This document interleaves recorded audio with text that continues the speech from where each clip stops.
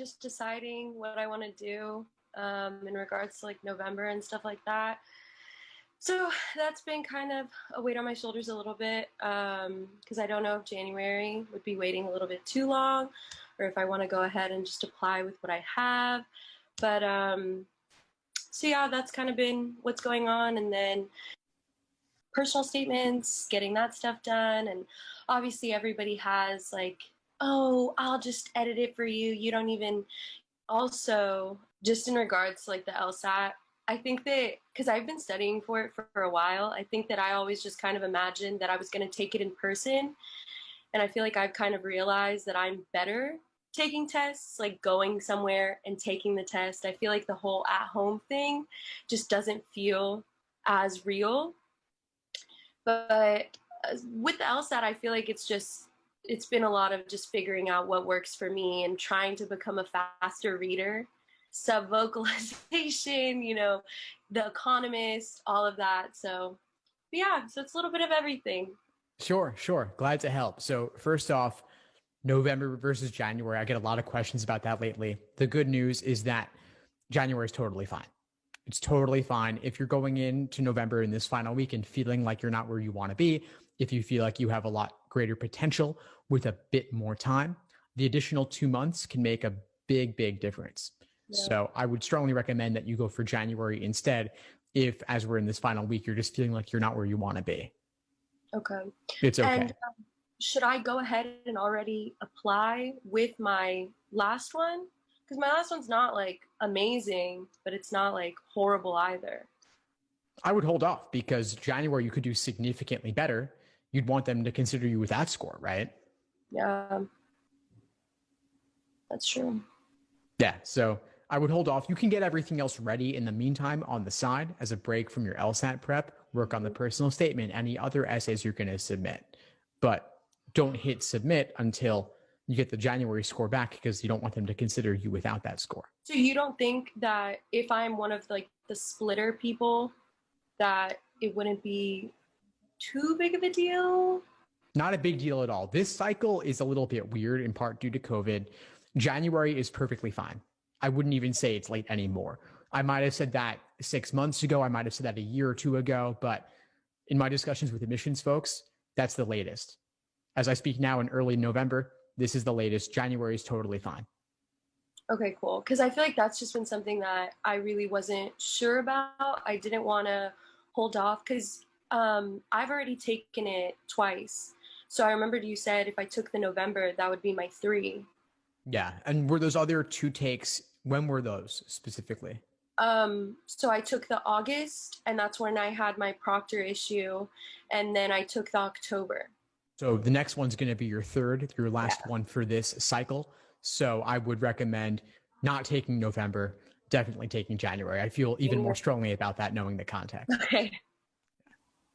Perfect. So I'll probably go ahead and switch that because it's definitely because I think I'm on like the 10th to take it. And it's not that I feel like not ready. It's just more the fact that I want to make sure that I can get it as high as I possibly can. So it's kind of just like maybe I should hold off. But so yeah, I think probably holding off. Fantastic. Awesome. And those 2 months, I mean, I've seen how you show up in class. You really give it your all. You're very diligent and you understand this test better than most people. So I think with the extra 2 months, you could do far better with the extra time. Okay.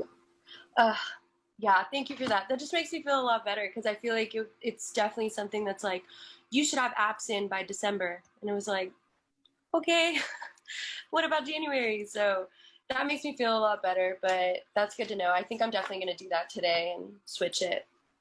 Awesome. Fantastic. Now, you also said that you're thinking about the applications, the personal statement, and you're considering which route you want to go to work on that. Mm-hmm. What questions do you have for me around it? So, because I went to your workshop where we went through and we like looked at people's personal statements and we kind of picked like what was wrong with it. Well, not wrong with it, but what needed to be changed, what needed to be different, what we didn't like about it, what we liked about it. And I felt like that was super helpful because it kind of gave me more of like a this is what they're looking for. Maybe stay away from quotes, stay away from these things. But do you think, I've always been like a naturally stronger writer. I was a history major, so lots of writing, lots of essays. My only, like, I guess, concern is if I have people like my friends and, well, not like other like law school people, things like that, if they were able to help me. I just don't know if you think that going ahead and getting like a service or something where they do this all the time could maybe be beneficial, even if it is a little pricey, but because as you said, the personal statement really does show you kind of who I am outside of just my numbers and everything. So yeah. Yeah, good question. I mean, there are lots of fantastic former admission officers who offer admissions coaching. I offer admissions coaching one-on-one, and I'm doing plenty of that in the course as well. So I guess the question is, how good can you get it with the free and lower cost options for revision before going for a higher priced option? So of course you can have those in the, like, law students and such help you out with it. We can workshop it in the course and you'll get feedback from me and others on it there. And then if you still feel like you want to go significantly beyond that, then I would look into one of the higher priced options for getting some one-on-one support. But I would see how far, since you have access to the course, you have access to these application essay workshops that we're doing, where you can get feedback from pre-laws who may not have all the knowledge, but many of whom are great writers who can look at it with a critical eye and don't know you personally. You get anonymous feedback because they don't know that it's your statement. So they'll feel a bit more comfortable being honest about it. And I always feel comfortable being honest about these statements. I don't think it's serving anyone by telling you it's great when there's still a lot of work that can be done. Yeah. But you've got access to the course anyway, so why not workshop it there first and see where it goes? Okay, perfect. I'll definitely do that. And then, another thing, I've been watching a lot of your tidbits and like little YouTube videos about addendums.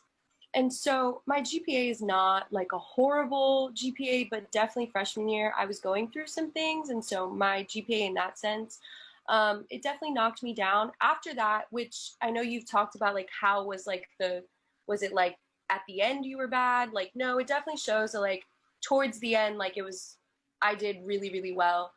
So in the addendum, do I need to really talk about what exactly, because I don't want it to be a sob story either, like, oh, feel bad for me. I want it just to be more of like a, hey, these are the facts, this is what happened. Should I include, like, as you can see, like towards the end I did much better, or should it just be explaining what exactly happened during this time and why I didn't, do the best of my abilities? I would point out the upward trend. Okay. Make it clear, make it obvious. They can, of course, they can look at your transcript, but don't make them do that work and that analysis. You can take just a quick sentence or two to point that out. So the before, after. While I had this issue going on freshman year, grades were lower. After that issue was resolved, grades were higher. Therefore, they don't need to be concerned about it going forward.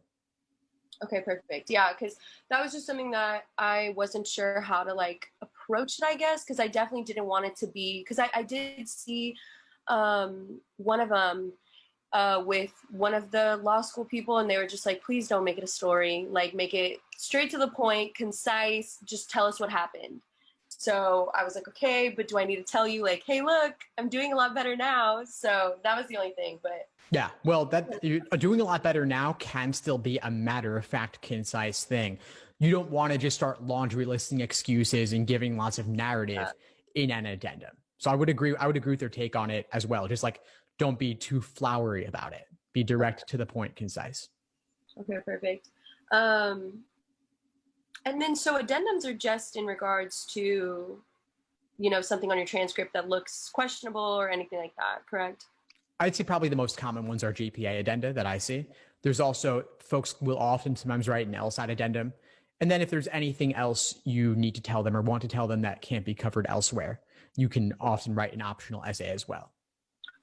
Do you think I should make a LSAT addendum because I've taken it? Well, I will be taking it 3 times. You can, if you want. You mentioned that the August LSAT, there were proctor issues, right? So yes. If you wanted to, you could say something very concise about it. If you already have a GPA addendum, though, you may not want to do an extra addendum for that. Especially, I mean, in last year, when there was the digital LSAT transition to the tablet format, lots of tech issues there. Same with the LSAT Flex, lots of issues here as well. So they're aware of the transitional LSAT format issues. So you don't need to do one. People often like to because it makes you feel better as an applicant to say that. I don't think it needs to be a huge question. I think August, October, January, it's not like they're 3 consecutive months. Yeah. August and October were consecutive administrations, but you're allowing more time for January. So I wouldn't say that you have to do it. Okay. I don't want to, explain everything to a T too. And they're just gonna be like, wow, like she really explained everything. Like, I don't want that either. Yeah. If it was really concise, it would be okay. But I don't think that you need to. I'd say it's a toss up either way. You can do it. You cannot do it. It's up to you. Okay. Trying to think. This is very helpful. Of course. But yeah, the course has been really, really good. Especially the one-on-one. Well, it's not one-on-one, but it's like the group aspect. It's extremely helpful because I feel like we're able to get our questions out. And like, I had done a couple other courses, but this has been like the first one where it's like a very kind of hands-on. And I feel like it's definitely helped with like my approach. And also, I was really nervous doing the logic games thing, but it also was like reassuring, like, okay, I actually know what I'm doing, at least in like one of the sections, But yeah, I feel like my main thing probably going into January is just really, really, I've been honing in definitely on the harder logic games, but I think with the LR, I've definitely been like splitting them up into the types of questions and really trying to figure out which ones are getting me stuck and like which ones I feel like I'm just wasting so much time on. But reading comprehension, I'm trying my best to read The Economist, which has been super helpful because those are very dense and heavy. But the sub-vocalization, that's something that I've kind of been looking into because I saw on yours, it was like Spreeder. Yeah. I've also been trying to listen to like podcasts faster so that like my brain is processing things faster. So I'm hoping those help.